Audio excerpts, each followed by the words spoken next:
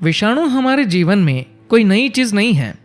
हम विषाणुओं और कीटाणुओं के एक विशाल महासागर में ही रहते हैं। महत्वपूर्ण बात यह है कि यह विशेष विषाणु हमारे सिस्टम के लिए नया है, इसीलिए हमारे शरीर को इससे संघर्ष करना पड़ रहा है। तो यह सुनिश्चित करने के लिए कि हमारा शरीर इसके लिए जरूरी प्रतिरोधी तत्व बना ले और हम इस विषाणु से अपनी रक्षा करने में समर्थ हो जाए, जैसे कि हम हर अन्य चीज को संभालते हैं, कुछ ऐसे उपाय है जो हम कर सकते हैं। ये कोरोना विषाणु का इलाज नहीं है, पर यदि इन सरल बातों पर अमल किया जाए तो आप देखेंगे कि 6 से 8 सप्ताह के समय में आपके शरीर की प्रतिरक्षा शक्ति कम से कम कुछ प्रतिशत तो बढ़ ही जाएंगी। इन बातों पर अमल आपको और आपके परिवार को इस बीमारी से बिना नुकसान के बचाने में सहायक होगा। पहला, नीम और हल्दी। पर्वतीय क्षेत्रों को छोड़कर भारत में हर स्थान पर नीम की पत्तियां आसानी से मिल जाती हैं और सभी जगह हल्दी तो मिलती ही है। अभी कुछ लोग अलग किस्म की हल्दी बना रहे हैं जिसे नैनो हल्दी कहते हैं और जिसे हमारा शरीर सामान्य हल्दी की तुलना में ज्यादा ग्रहण करता है। हर दिन आप एक सरल काम कर सकते हैं। नीम की 8 से 10 पत्तियां गर्म पानी में थोड़ी हल्दी डालकर लें। अगर आप ये खाली पेट लेते हैं तो बाहरी जीवाणुओं से संघर्ष करने की आपकी क्षमता बहुत बढ़ जाती है।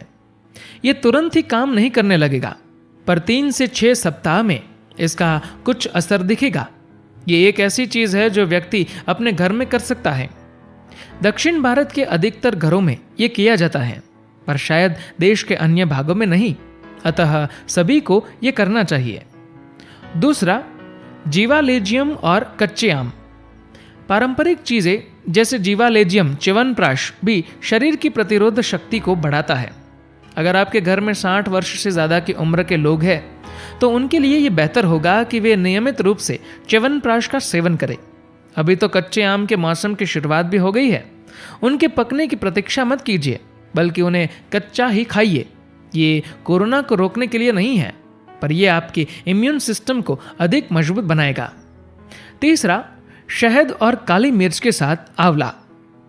आंवले को रात भर शहद में भिगो कर रखें और उसमें कुछ काली मिर्च के टूटे हुए दाने भी मिला दीजिए। ये मिश्रण दिन में 3 बार लगभग 3 चम्मच लीजिए। यदि सुबह में सबसे पहले खाली पेट ये चीज आप लेते हैं तो इसका सबसे अच्छा असर होता है। अगर आप ये नियमित करते हैं तो 4 से 8 सप्ताह में आपके इम्यून सिस्टम पर काफी अच्छा प्रभाव दिखेगा। चौथा, बेल की पत्तियां। पश्चिमी घाट क्षेत्र में एक तरह की पत्तियां मिलती है जिन्हें हम बेल पत्र कहते हैं। अगर आप रोज सुबह 3 से 5 पत्तियां खा सकते हैं तो ये भी आपके इम्यून सिस्टम की शक्ति को बढ़ाएगा। पांचवा, पर्याप्त शारीरिक गतिविधियां करें। आजकल लोग घरों में हैं। अगर वे दिन भर बस बैठे ही रहे, कुछ न कुछ खाते पीते रहे और शराब भी पिए, तो ये उन्हें रोगों के प्रति अधिक ग्रहणशील बना देगा। ऐसा न होने देने के लिए सरल उपाय है शारीरिक रूप से सक्रिय रहना। यह हमारे लिए अच्छा मौका है कि हम इन कुछ सप्ताहों का उपयोग अपने आप को चुस्त दुरुस्त बनाने में करें। अगर आप कुछ और नहीं जानते तो कम से कम दिन में अलग अलग समय पर 5 से 6 बार लगभग 15 मिनट एक ही स्थान पर जॉगिंग करें। इस तरह सक्रिय रहने से आपका शरीर बाहरी चीजों को बेहतर ढंग से संभालेगा। छठा, उष्णा बढ़ाने के लिए मंत्र जाप। अपनी शारीरिक प्रणाली में समत प्राण अथवा उष्णा को पैदा करने के लिए योग योगेश्वराय का जाप कीजिए। आप जानते हैं कि प्रकृति में कुछ उष्ण होता है और कुछ शीत, जिसको सामान्य रूप से गर्म और ठंडा कहा जाता है, पर ये उष्ण और शीत वास्तव में वो नहीं है। ये उस तरफ इशारा जरूर करते हैं, पर वास्तव में इसका अर्थ वो नहीं होता।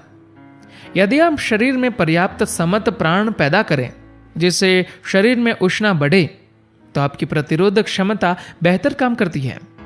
इस मंत्र का जाप आपके इम्यून सिस्टम में कुछ ज्यादा शक्ति लाएगा, क्योंकि ये उष्णा उत्पन्न करता है। यह स्पष्ट करना जरूरी है कि यह कोरोना वायरस के लिए कोई उपचार नहीं है, नहीं ये उसे रोकता है।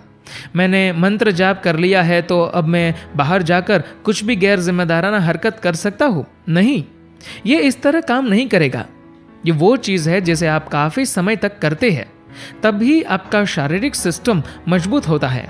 इससे जब भी कोई नया विषाणु आएगा तो आप उसे ज्यादा बेहतर ढंग से संभाल सकेंगे। 7वां, स्वयं को आनंदपूर्ण रखिए। आपके शरीर की प्रतिरोधक शक्ति को कमजोर करने के जो तरीके हैं उनमें मानसिक अवसाद या स्ट्रेस निश्चित ही एक है। पूर्ण रूप से उमंग भरा, खुश, आनंदपूर्ण एवं उत्साहित रहना एक सरल तरीका है जिससे आपका इम्यून सिस्टम एवं आपका शरीर बेहतर काम करते हैं। एक आनंदपूर्ण, जिम्मेदार और समझदार व्यक्ति कैसे भी हालतों से अत्यंत गंभीर रहने वालों की अपेक्षा बेहतर ढंग से निपट सकता है। खास तौर पर अगर आप घबराहट में हैं तो आप एक तरह से जम से जाते हैं और कुछ नहीं कर पाते। अतः ये बहुत जरूरी है कि आपकी सभी क्षमताएं सक्रिय हो तथा आपका शरीर और दिमाग उस तरह से काम करे जैसा करना चाहिए। 8वां, ईर्ष्या क्रिया करें। जो मूल गलती हम करते हैं वो ये है कि हम मैं और मेरा में कोई अंतर नहीं रखते। हम जो कुछ इकट्ठा करते हैं वो मेरा होता है, इसके बारे में कोई शंका या झगड़ा नहीं है, पर निश्चित रूप से वो मैं नहीं हो सकता। मैं यदि ये कहता हूं कि ये कपड़ा मैं हूं तो स्पष्ट है कि मेरा दिमाग खराब है। इसी तरह से अगर मैं ये कहता हूं कि ये शरीर और ये मन तथा उसमें भरी बातें जो मैंने इकट्ठा की है, वो जो मैं जानता हूं और वो भी जो मैं नहीं जानता, वह सब मैं हूं, तो मेरे लिए समस्या अवश्य होगी। यह आपके जीवन के साथ रोजाना बहुत बड़ी गड़बड़ी करता है। पर आजकल की विपत्ति के समय में यह समस्या ज्यादा शक्ति के साथ प्रकट हो सकती है। तो इसके लिए हमारे पास एक सरल उपाय है, ईर्ष्या क्रिया। आप जो नहीं हैं उससे आपको अलग करने का एक आसान तरीका, ये सभी के उपयोग के लिए निःशुल्क उपलब्ध है। अगर आप इतनी जागरूकता भी अपने आप में ले आते हैं कि मैं क्या हूं और क्या नहीं हूं, तो ऐसे समय से बाहर निकलना काफी आसान होगा। धन्यवाद।